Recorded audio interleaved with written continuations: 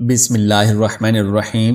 نہایت ہی محترم اور معزز مسلمان بھائیوں اور بہنوں، السلام علیکم ورحمۃ اللہ وبرکاتہ۔ نبی آخر الزماں حضرت محمد مصطفیٰ صلی اللہ علیہ وآلہ وسلم نے فرمایا، یہ 4 چیزیں بدنصیبی کی پہچان ہیں۔ محترم ناظرین، اس ویڈیو میں ایسی 4 چیزوں، ایسی 4 باتوں یا ایسے 4 اعمال کے بارے میں ذکر کیا جائے گا جن کے متعلق نبی صلی اللہ علیہ وآلہ وسلم نے فرما دیا کہ یہ انسان کے لیے بدنصیبی کی پہچان ہے۔ ذرا سوچیں کہ وہ انسان کس قدر بدنصیب اور بدبخت ہوگا کہ جسے میرے کریم آقا صلی اللہ علیہ وآلہ وسلم نے بدنصیب قرار دے دیا ہو۔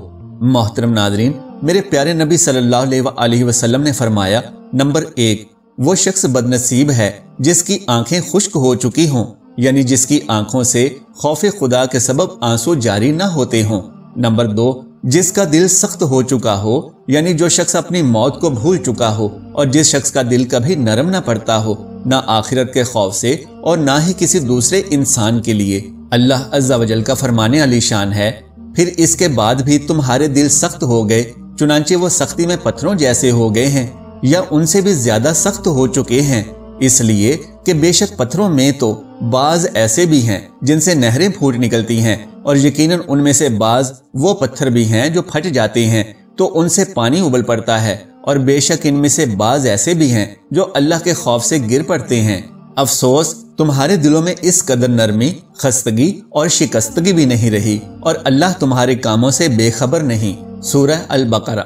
پھر ایک اور جگہ پر اللہ تعالیٰ کا ارشاد ہے، فرما دیجئے تم اس پر ایمان لاؤ یا نہ لاؤ، بے شک جن لوگوں کو اس سے قبل علم یعنی کتاب عطا کیا گیا تھا، جب وہ قرآن انہیں پڑھ کر سنایا جاتا ہے، وہ ٹھوڑیوں کے بل سجدہ میں گر پڑتے ہیں اور کہتے ہیں، ہمارا رب پاک ہے۔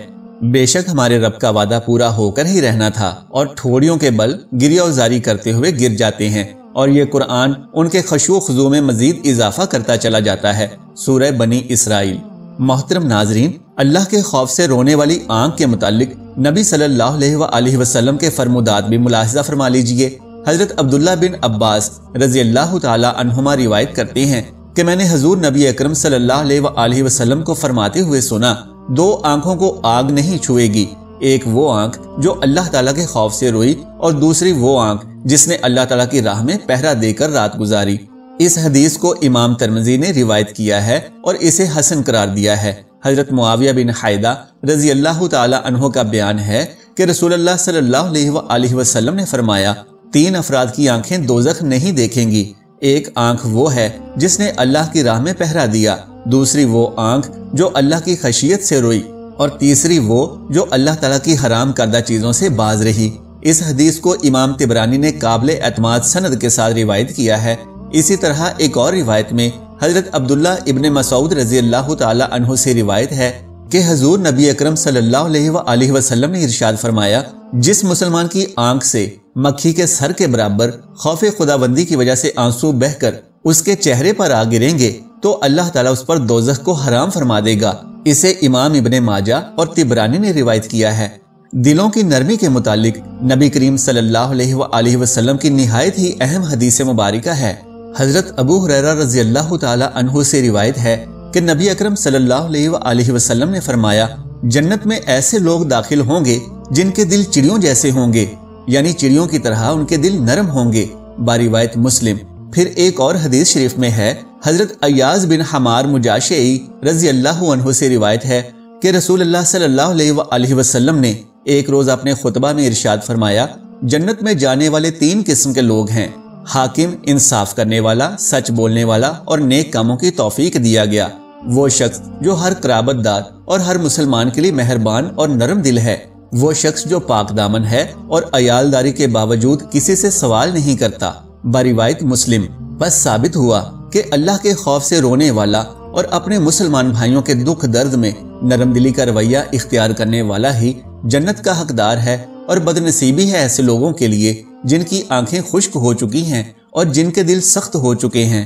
پھر فرمایا، نمبر 3، امیدوں کا لمبا ہونا، اور نمبر 4، دنیا کی لالچ، مال و دولت کی ایسی طمع یعنی لالچ جس کا کوئی دینی فائدہ نہ ہو یا ایسی اچھی نیت نہ ہو جو لالچ ختم کر دے۔ نہایت ہی کبھی گناہوں کی طرف رغبت دلانے والی اور ہلاکت میں ڈالنے والی بیماری ہے۔ مال و دولت کے لالچ میں پھنسنے والا شخص ناکام و نامراد، اور جو ان کے مکر و جال سے بچ گیا وہی کامیاب و کامران ہے۔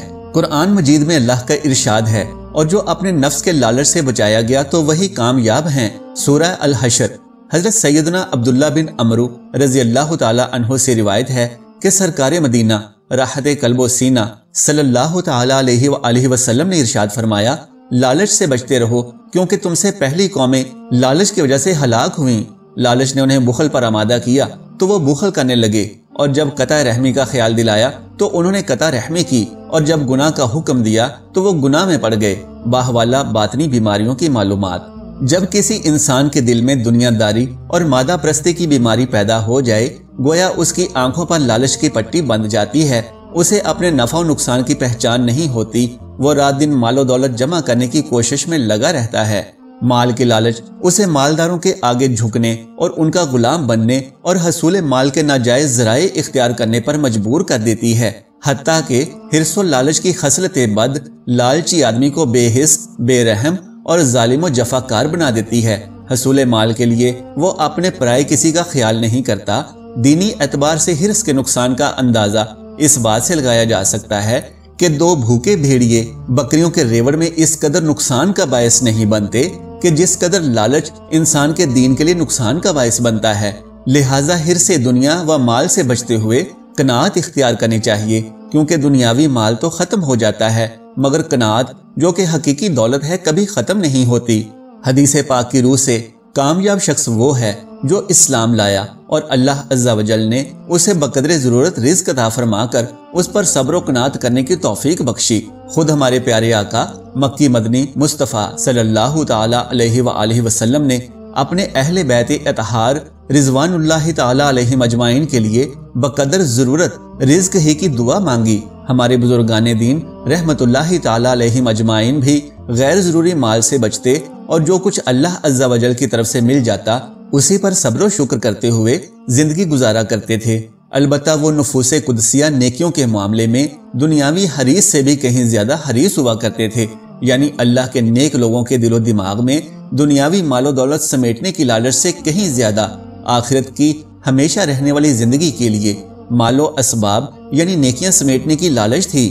موجودہ دور میں عیش و عشرت کی لمبی امیدوں اور مال و دولت کی لامحدود لالچ کے سبب ہر طرف لوٹ کھسوٹ، کرپشن، بد امنی، دھوکہ دہی اور نفسا نفسی یعنی مارا ماری کا عالم ہے۔ آئیے مل کر یہ دعا کریں کہ اللہ عز و جل ہمیں حرص کے تباہ کاریوں سے محفوظ فرمائے اور بزرگان دین رحمت اللہ تعالی علیہم اجمعین کے نقش قدم پر چلتے ہوئے دنیاوی معاملات میں قناعت اور اخروی معاملات میں حرص سے کام لینے کی توفیق عطا فرمائے۔ آمین یا رب العالمین۔ محترم ناظرین، گزارش ہے کہ اگر میری آج کی یہ معلوماتی ویڈیو آپ کو پسند آ جائے تو براہ کرم اس ویڈیو کو لائک اور شیئر کر دیجئے، میرے اسلامی و اصلاحی چینل کو سبسکرائب کر لیجئے۔ جزاک اللہ خیرن کثیرا۔ اللہ ہم سب کا حامی و ناصر ہو۔